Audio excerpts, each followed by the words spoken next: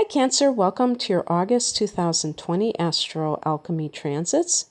It's Raina here. So, Cancer, this is kind of a mishmash of influences. Sometimes there's more uniform trends in one area than another, but that just adds more variety and spice to life, I guess. The whole month long, Mars is going to be in a fellow cardinal sign, Aries. For you, Aries is a 10th house of career.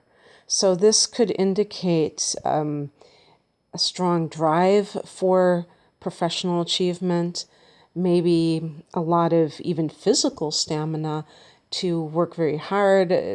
I suppose it's possible that you could be working overtime or just very vigorously in some way.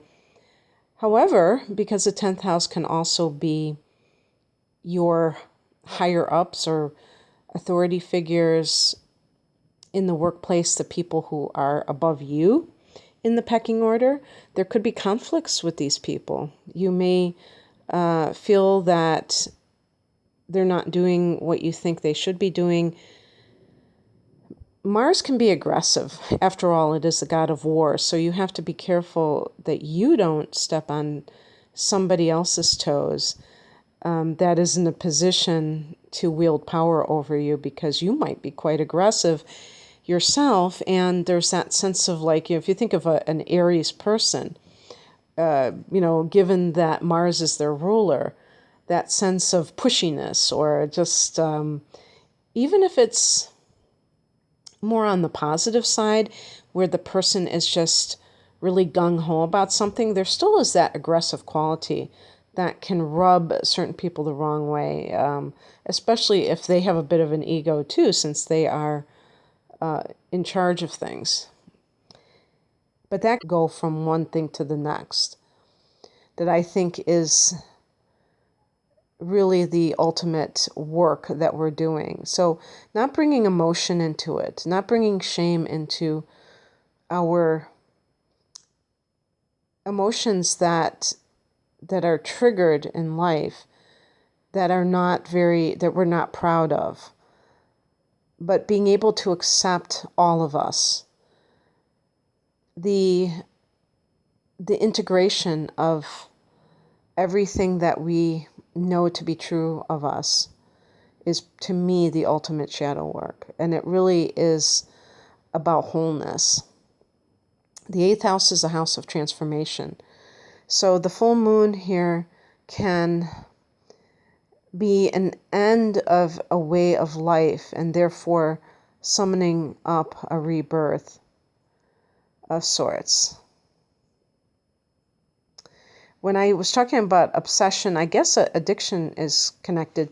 There are a few houses that are connected to addiction that I have read about: the 5th, the 8th, and the 12th. And now that I fully get it, I can understand the differences, the nuances between this. The 5th house, the pleasure principle, being overindulgent. The 8th house, being obsessed with something,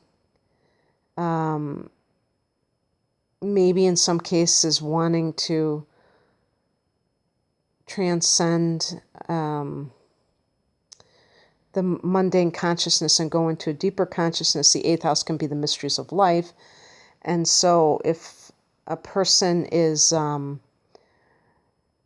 although I don't think that the kind of substances that you would take to do that would be quite addictive, but I think it's just the obsessive quality of being able to, of being fixated on something. Scorpio rules that house and is a fixed sign.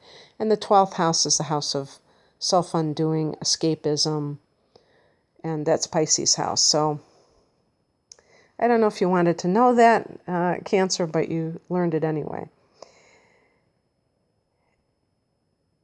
Okay, so on the 7th, Venus goes into your sign. Well, that's nice, because that means that you may become more of an attractive person. No, I'm not saying that you are fugly, Cancer. I'm saying that this is something more on the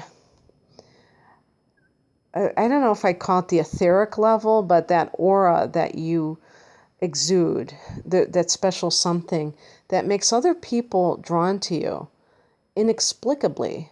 Now, of course, you could get your hair done, your hair did, or you could get, you could do something that's actual physical, because when a planet is in your own sign, that's in the first house, and that's going to be the body too. So you might be buying new clothes or, makeup or something that you feel makes you more attractive on the physical level, but it could also be something that is hard to pin down, but still benefits you greatly. On the 15th, and also I just want to say another thing too, is that the first house is kind of your persona or how other people perceive you. If you are coming across in a more likable way, that can open doors professionally and personally. So it's not just some superficial thing. On the 15th, Uranus goes retrograde in Taurus at 10 degrees of Taurus. So we're talking about the house that it rules, the 11th house of hopes and wishes and friendships and groups. Uranus in this house in general, Cancer, may have already led you into a very interesting place where you have found yourself meeting people that you would normally not have anything to do with or have anything in common with, and associating with them for some reason. I can't tell you why that would be. Uranus represents nonconformity and kind of being unique. So this could run the gamut. I do associate Uranus with kind of offbeat, like kind of countercultural types of people, like hippies. I don't know if they have a term for the younger generation of people who are kind of hippies, but minimalists, people who are trying to live a utopian society. And so if any, knowing that Cancer is associated with the area of real estate, if you have been fascinated in the last couple of years with the idea of tiny homes or alternative housing, then perhaps you're going to continue to explore that. Maybe you're going to visit these dwellings and or these intentional communities even, where you're living with other people on the same property or what have you. Maybe woofing, working on organic farms where you exchange your labor for housing and room and board, that kind of thing. And the retrograde isn't really going to make matters worse, although I thought I heard that from somebody else, but I just wanted to refresh my memory, and I looked it up, and the site that I saw seemed to suggest that it doesn't exacerbate the Uranian kind of erratic influence in that particular house, but it certainly will highlight what you've already dealt with so far, kind of going over this. So if you have been somebody who has been hooking up with psychic associations or UFO, I could think of like with Uranus, all kinds of far out kinds of groups. Maybe you're thinking, okay, how has this impacted my life? Has it opened me up? Has it kind of confused me? What has been going on?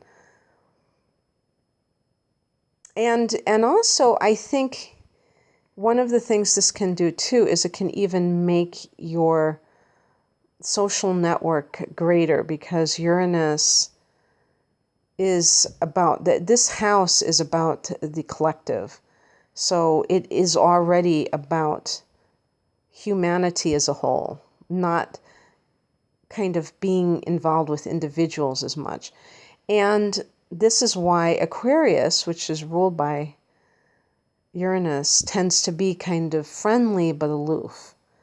And so for a sign like Cancer that is very personal in their associations with people, and they really tune into each person as an individual, this can actually be a good influence because it can create the ability for you to reach others, but not get so personally involved. So it might cultivate a bit of detachment within you that you may have already noticed, that you have been able to kind of socialize, but not feel that need to really glom onto somebody and develop a deep relationship. On the 18th, we have a new moon at 26 degrees of Leo. That second house again, maybe new developments with your income potential or new seeds being planted and possible new income streams and the like. On the 19th, Mercury goes into Virgo. And that is, that's a sign that it rules. For you, this is the third house. Now, that's interesting because that is one of the houses that Mercury rules. So Mercury rules Gemini, which is the ruler of the third house, as well as Virgo, the ruler of the sixth house. So in this particular case, Mercury is at home. So that means activities that are connected to learning, teaching, writing, communicating in general. And I wouldn't even be surprised if you have been doing something with online that is more enhanced. Now, Uranus in its own house, that is the house of technology. So that kind of like heightens the vibration. Because Uranus is retrograde there, you may be rethinking some of the things that you've been doing. Perhaps, I think that a fair amount of Cancers are teachers. I don't know if that's exaggerating, but in any case, if because of the shutdown you've been forced to work online, there may be like a rethinking of that. And especially on your part, you may not feel that it is appropriate. I was just reading about this, and a letter to the editor, if you will, and the person was saying something like, anybody who has children knows that this has been a disaster or something like that, something to that effect, which I was kind of surprised to hear that because I thought that it had been working out pretty well and that perhaps the children would appreciate being able to work from home. But I do think that there is something to be said for, having the ability to have a change of scenery. So perhaps this is going to involve hybrid, learning styles. And so maybe this is something that's under review for you. And you're dealing with it, or you're kind of brainstorming with how it's going to all pan out. Because the third house, in addition to the 11th house, can be a house of the internet, because this is our main tool, or what's the word I'm looking for? Route of communication these days. So whereas, the post office or something like that might have been the case in the past. Now we send messages via internet for the most part. And then the sun goes into this sector on the 22nd, so this could even involve the type of work that you're doing, which could be teaching for sure. Some sort of public speaking, or the media can be the third house, and social media for sure. Third or the 11th, I guess. But yeah, the third house, definitely. And with the sun there, I mean, even becoming a social media personality. Even, and you know, it's funny, I was going to say, even though you might be shy, Cancer, but actually, I think the internet is like Revenge of the Nerds in a lot of ways. So people who always felt inhibited and socially inept, kind of, you know, the introverts among us.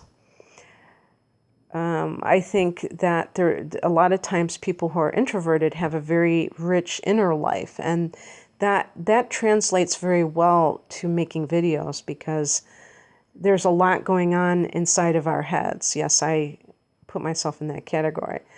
And so it kind of like, it makes it easier to you know, talk to yourself when you're already somebody who is doing everything else by yourself. So yeah, so you might be just exploring social media or the ways that you can communicate other than in person, or to get your message out to a larger audience, in other words.